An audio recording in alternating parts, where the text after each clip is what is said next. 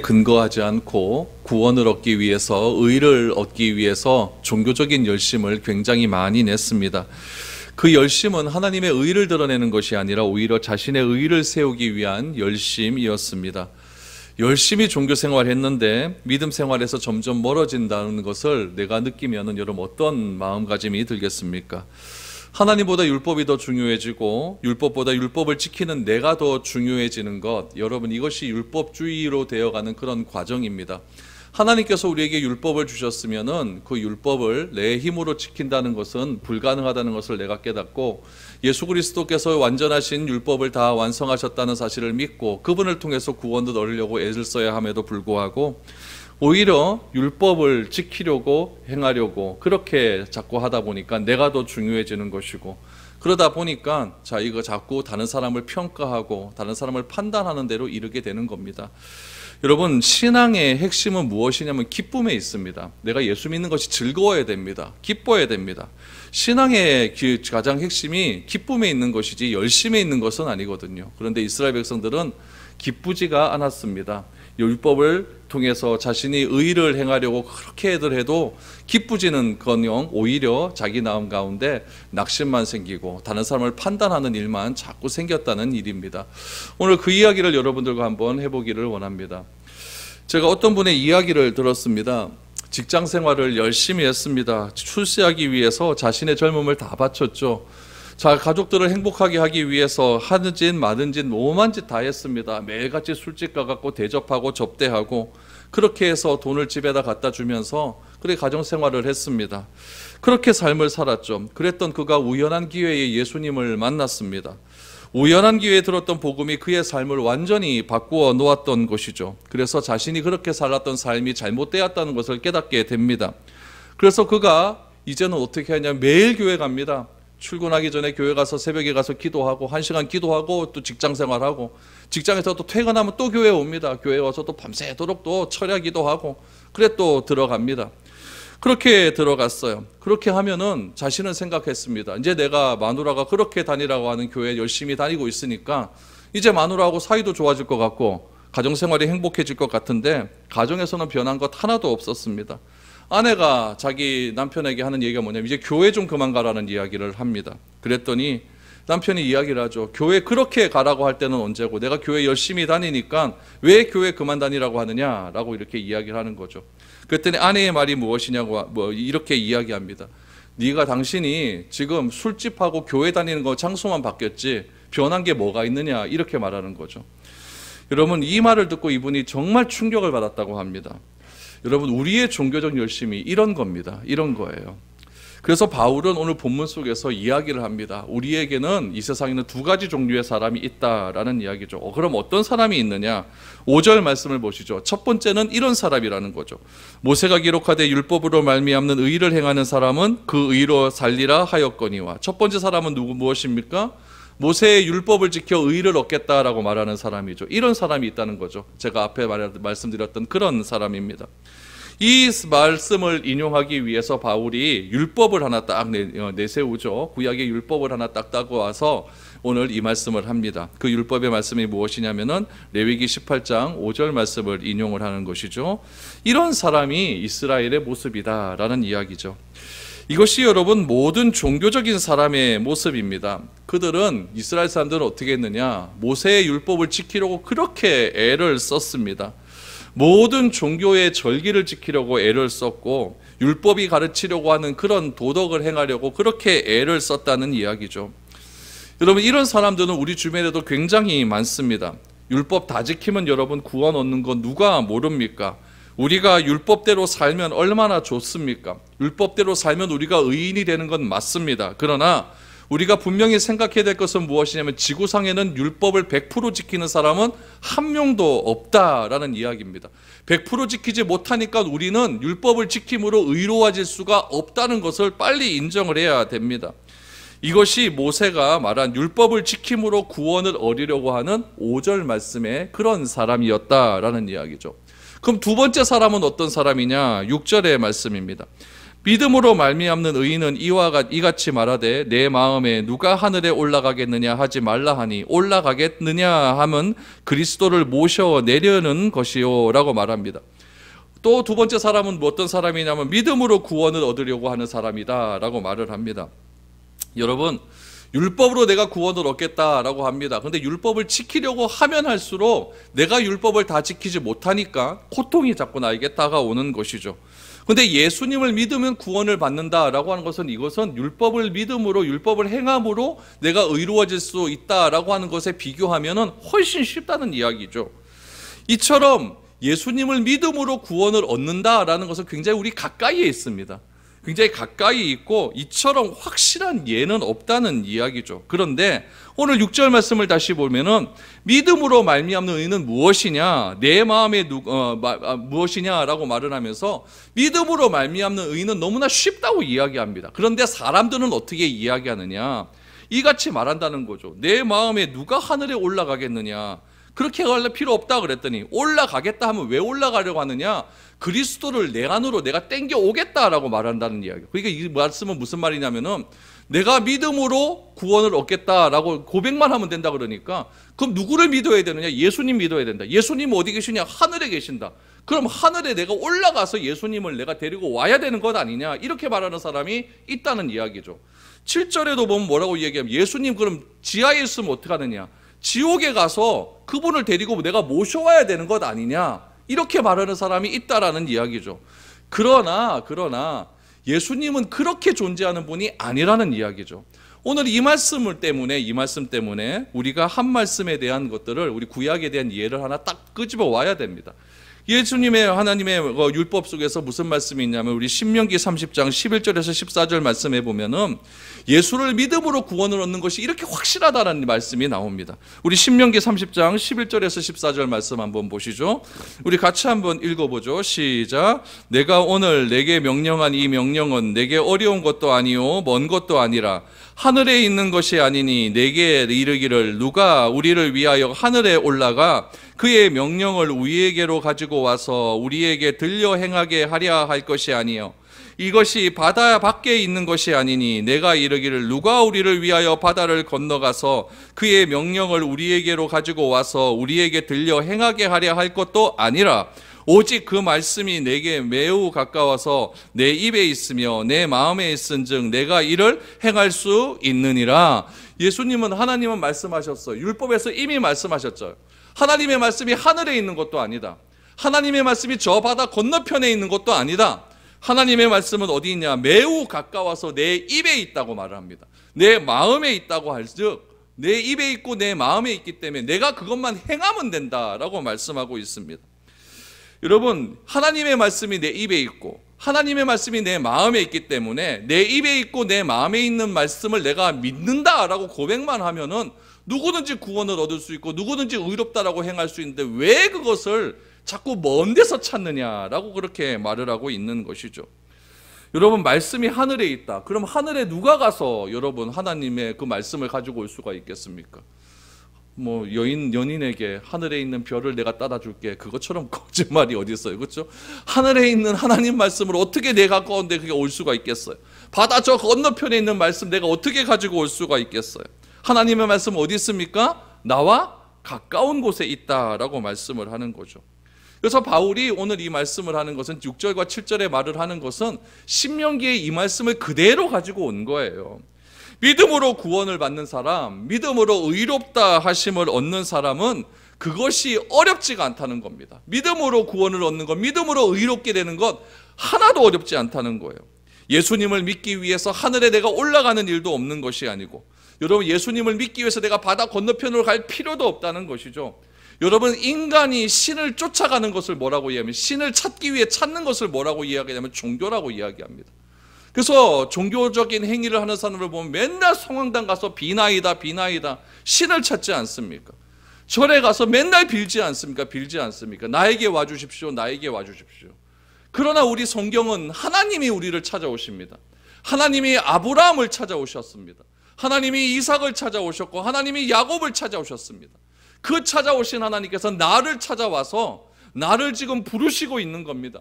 그 부르심에 내가 응답만 하게만 하면 내가 의로워질 수가 있는 것이고 내가 구원을 얻을 수 있다라고 성경은 우리에게 그렇게 말씀하고 있는 것이죠.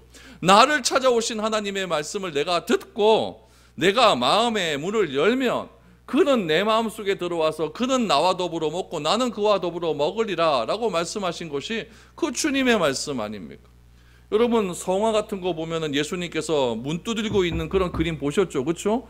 그게 지금 예수님께서 우리를 두드리고 있는 장면이에요. 빨리 문 열어라. 내가 너에게 들어가겠다. 그런 이야기 아닙니까? 그래서 7절 말씀해 보니까 혹은 누가 무저갱에 내려가겠느냐 하지 말라 하니 내려가겠느냐 함은 그리스도를 죽은 자 가운데서 모셔 올려는 것이 아니냐. 모셔 올려는 것이라. 이 무저갱이라는 것은 지옥을 의미하는 거거든요. 그래서 신명기 말씀을 통해서 우리는 하나님의 말씀은 하늘에 있는 것도 아니고 바다 건너편 저쪽에 있는 것도 아닙니다. 7절의 말씀처럼 하나님의 말씀은 무저갱에 있는 것이 아니고 무저갱에 있어서 내가 지옥에 가서 예수님 모셔와야 된다 그 얘기도 아니라는 이야기죠. 근데 사람이란 존재는 참 어떠냐면 쉬운 것은 참 인정하지를 않으려고 해요. 어떤 그 분이 저한테 전화가 왔어요. 전화가 왔는데 성경을 아무리 읽으라고 해도 이해가 되지 않는다는 거예요. 맞잖아요. 그렇죠? 이해가 되지 않아요. 그래서 제가 얘기했죠. 쉬운 성경 읽고 있어고마. 어린이 성경 읽으세요. 어린이 성경. 저도 성경 이해 안 될 때는 저도 번역본 어린이 성경 찾아 그거 읽습니다. 그랬더니 그분이 저한테 뭐라고 얘기하는지 막 화를 막 내요. 왜 화를 내냐면은 자신을 무시한다는 거죠. 그렇게 쉬운 성경은 은혜가 되지 않는데요. 여러분 이해도 안 되는 성경 읽어봐야 뭐합니까? 은혜가 안 되는데. 이해도 안 되는데 여러분 그게 받아들일 수 있겠습니까? 차라리 쉬운 성경 읽어가지고 쉬운 성경이 쏙쏙 들어오는데 그 성경 읽어가지고 여러분 내가 받아들이면 그게 훨씬 더 좋은 것 아닙니까? 왜 자꾸 어려운 길로 가려고 하는지 모르겠어요. 진리는 여러분 쉬운 거예요. 쉬운 거예요. 설교도 어떤 설교가 가장 좋습니까? 제가 막 여러분들께 설교할 때 신학적인 용어 막 쓰고 막 제가 막 이상한 얘기 해가면서 여러분 알아듣지도 못하는 구원학적인 신학적인 용어 개혁주의 신학에서 막 이렇게 해버리면 여러분 하나도 못 알아듣습니다. 그렇게 말하는 저도 헷갈려서 설교 못해요. 제일 좋은 설교는 무엇이냐면 쉬운 설교. 여러분들이 알아듣는 설교가 제일 쉬운 거지. 여러분 못 알아듣는 설교 제가 매일 해보십시오. 여러분 그게 무슨 소린동. 그래놓고 어디 가갖고 우리 목사님은 신학적인 설교 잘한다 이렇게 말을 하잖아. 그게 좋은 설교 아니라는 이야기예요. 내가 이해되는 설교, 내 믿음이 가는 설교, 그게 제일 좋은 것 아니겠습니까? 그래서 여러분 정말 좋은 거는요 공짜예요. 공짜. 성경에서 말하는 가장 고귀한 것이 무엇입니까? 사랑 아닙니까? 사랑. 그 사랑은 하나님께서 우리에게 어떻게 주셨느냐? 공짜로 주셨어요. 공짜로. 더군다나 그 사랑은 어떻게 자기의 몸을 희생해서 가면 죽여서까지 우리에게 사랑을 확증해 보여주셨다는 이야기죠. 왜 예수님께서 왜 하나님께서 그 사랑을 우리에게 거저 주셨습니까? 가장 귀한 것이니까요. 그 사랑을 여러분 한 1,000만 원이다 그러면 그 사랑의 값어치는 1,000만 원밖에 안 되는 거잖아요. 값으로 헤아릴 수 없으니까 그냥 거저 주신 것 아닙니까? 오늘날의 사랑은 어떻습니까? 다 돈으로 살려고 하잖아요. 뭐 진리도 돈으로 살려고 하고 뭐 해주면은 뭐 하나 해주면 뭐 이 사람이 진짜 나 진짜 좋아하는 것 같다 그러고 안 해주면은 뭐 사랑 안 하는 것 같다 그러고 그건 여러분 진짜가 아닌 거예요. 진짜는 여러분 거저 주는 겁니다. 거저 주는 거예요. 구원은 그런 의미에서 복잡하지가 않습니다. 예수 믿어라 그러면 의롭게 된다. 예수 믿어라 그럼 구원받는다. 얼마나 간단합니까? 얼마나 간단해요. 그러면 진짜 구원은 무엇일까요? 구원. 오늘 바울은 이렇게 이야기합니다. 8절 말씀 보십시오. 그러면 무엇을 말하느냐? 말씀이 내게 가까워 내 입에 있으며 내 마음에 있다 하였으니 곧 우리가 전파하는 믿음의 말씀이라. 여러분 8절에서 중요한 것은 무엇이냐면 말씀이 내게 가까워 내 입에 있고 내 마음에 있다. 이게 중요한 거예요. 이게 중요한 거예요. 구원은 여러분 하늘에 있는 게 아니에요. 바다에 가서 진주를 구해오라고 하는 것이 구원이 아니라는 이야기예요. 어떤 노력을 통해서 얻어지는 것이 구원이 아니라는 이야기예요. 하나님은 내가 가서 만나는 것이 아니라 말씀 안에서 우리에게 존재한다는 이야기예요. 그 말씀이 어디에 있습니까? 내게 가까워서 내 입에 있고 내 마음에 있다라고 말하지 않습니까? 이것이 하나님께서 우리와 동행하는 방법이고 우리에게 구원을 주는 방법이고 우리에게 은혜를 주는 방법이라는 거예요. 구원은 여러분 행위에 있는 것이 아니잖아요. 내가 그냥 믿으면 되는 거예요. 믿으면 되는 거예요. 말씀을 믿으면 되는 거예요. 제가 지금 설교를 합니다. 제 설교가 지금 어디에 있습니까? 제 입에 있잖아. 입에서 설교가 나오니까 입에 있는 것이죠. 또 마음에 있지 않습니까? 마음에 있는 것을 제가 여러분들께 말씀드리는 것 아닙니까? 지난주에 어떤 분이 저에게 전화가 왔어요. 전화가 왔고, 목사님. 지난주 설교가 너무너무 은혜스러웠습니다. 진짜입니다, 이거. 너무 고마웠습니다. 예. 저에게 너무너무 도움이 됩니다. 라고 이렇게 얘기했어요. 그럼 여러분, 그분의 말씀은 어디에 있습니까? 입에 있는 거예요. 말로 표현을 하니까요. 여러분들이 혼자서 성경을 읽다가 마음이 열리면 말씀이 내 가운데로 싹 들어옵니다. 그런 말씀은 어디에 있습니까? 마음에 있는 거예요. 근데 말씀이 너무너무 좋아서 남편에게 얘기하는 거예요. 아내에게 얘기하는 거예요. 자식들에게 얘기하는 거죠. 야야 일로 와봐라. 내가 오늘 성경을 읽는데 이 말씀이 너무너무 은혜스럽다. 그 말씀이 어디에 있는 겁니까? 입에 있는 거예요. 입에 있는 거예요. 어떤 사람은 구원함이 너무 기뻐 하나님을 찬양합니다. 여러분, 그 말씀은 어디에 있습니까? 입술에 있는 거죠. 찬양을 통해 하나님의 말씀이 선포되고 있는 것 아닙니까? 어떤 사람은 구원이 너무 즐거워서 하나님께 기도합니다. 말씀이 어디 있습니까? 기도 중에 있는 것 아닙니까? 구원은 여러분, 말씀이라는 것은 우리의 생각 속에 있을 수도 있고 우리의 마음 속에 있을 수도 있고 우리의 입에 있는 겁니다. 다시 말하면 말씀은 우리의 삶 가운데 있는 거예요. 그것 가운데 하나님이 지금 함께하고 있다는 거예요. 그래서 예수님이 너무너무 좋아서 말하는 것이 무엇이냐? 기도하는 것이고, 너무너무 좋아서 말씀이 내 가운데 있는 게 너무 좋아서 노래 부르는 것이 뭐예요? 찬양하는 것이고, 말씀이 너무너무 좋아서 누구에게 얘기하는 것이 전도고, 말씀이 너무너무 좋아서 내가 하나님께 춤을 추는 것, 그게 예배 아닙니까? 그게 예배 아니에요. 저는 여러분들이 어려운 사람이 안 됐으면 좋겠습니다. 말 한번 걸려가니까 저 사람 무서워서 말도 못 걸어. 이런 사람 되지 마십시오. 그냥 내가 어려운 일 있으면 그 사람 생각나서 그 사람에게 전화하면 그 사람 나한테 달려와 줄 것 같고, 편한 사람이 되는 거 좋은 것 아닙니까? 그것이 여러분 구원받은 증거예요. 내가 구원받았다고 하는데 구원받은 나에게 오는 사람이 하나도 없어요. 뭐 말하려고 해도 무서워서 말을 못해요. 그게 무슨 구원받은 겁니까? 사랑을 실천하지도 못하는데. 구원은 여러분 어디에 있습니까? 우리 가까이에 있어요. 어디에 있다? 우리 가까이 있어요. 머리에 있고 입에 있고 마음에 있고 내 삶 가운데 있습니다. 그렇다 할지라도 또 하나 중요한 것이 있습니다. 아무리 내 머리에 있고 내 입에 있고 마음에 있다 할지라도 결단하는 것이 중요합니다. 내가 머리에 있는다고 하는데 내가 결단하지 않으면 그거 잘못된 거예요. 내 입에 있고 내 마음에 있는데 내가 결단하지 않으면 그거 잘못된 거예요. 마음이 어떻게 결정하느냐에 따라서 구원이 받느냐 그렇지 않느냐가 결정이 된다는 거예요. 그래서 바울은 오늘 9절 본문 9절 10절 말씀해 보니까 이렇게 이야기해요. 내가 만일 내 입으로 예수를 주로 시인하며 또 하나님께서 그를 죽은 자 가운데서 살리신 것을 내 마음에 믿으면 구원을 받으리라. 사람이 마음으로 믿어 의에 이르고 입으로 시인하여 구원에 이르느니라. 아멘. 이것을 믿습니까 여러분? 이렇게 되면 구원받는다는 거예요.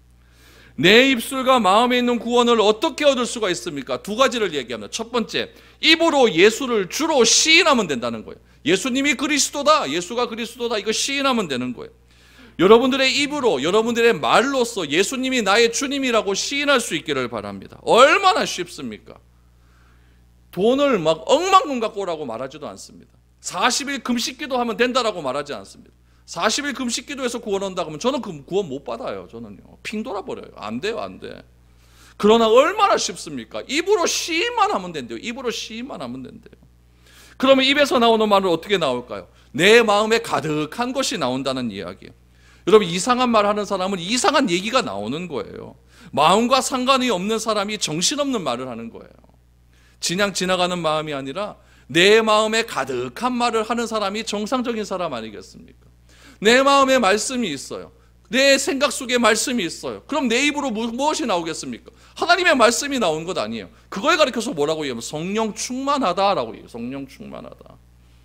연예인에 충만한 사람 연예인 나오겠죠. 돈에 충만한 사람 맨날 말하면 돈만 나오겠죠. 그러나 하나님의 말씀에 충만한 사람은 입만 열면 말씀 나오는 거예요. 그것을 시인하기만 하면 된다는 이야기죠. 두 번째로, 입술로 시인하기 전에 무엇이 중요하냐? 마음의 결정이 중요합니다. 마음으로 믿어야 됩니다. 그래서 10절에 보니까 사람이 마음으로 믿어 의에 이른다라고 말을 합니다. 그러니까 내 마음속으로 믿는 믿음이 있어야 돼요. 그리고 그 믿는 믿음을 입으로 시인하면 된다는 거예요. 예수는 그리스도다. 하나님이 나의 아버지가 되신다. 그럼 구원받는 거예요. 얼마나 쉽습니까? 얼마나 간단합니까? 얼마나 명확합니까? 헷갈리지도 않아요. 얼마나 명확합니까? 그러므로 구원이라고 하는 것은 마음으로 부활하심을 믿는 겁니다. 내 마음으로 예수님께서 나를 위해 십자가에 죽으셨다는 사실을 믿는 겁니다. 그리고 그것을 내 입으로 시인하면 돼요. 아, 진짜 예수님 죽으셨구나. 진짜 예수님 부활하셨구나. 이것만 되면 구원 얻는다라는 이야기예요. 그러면 내가 의롭다라고 칭함을 받는 것은 내 행위에 있는 것은 하나도 없습니다. 그냥 부활 믿으면 돼요. 그냥 십자가 믿으면 돼요. 그래서 그걸 내 입으로 말만 하면 돼요. 그러면 나에게 하나님께서 의롭다라고 인정해 주신다는 거예요. 그거를 구원이라고 이야기한다는 이야기죠. 어렵습니까? 쉽습니까? 굉장히 쉬워요. 그래서 11절과 12절을 보십시오.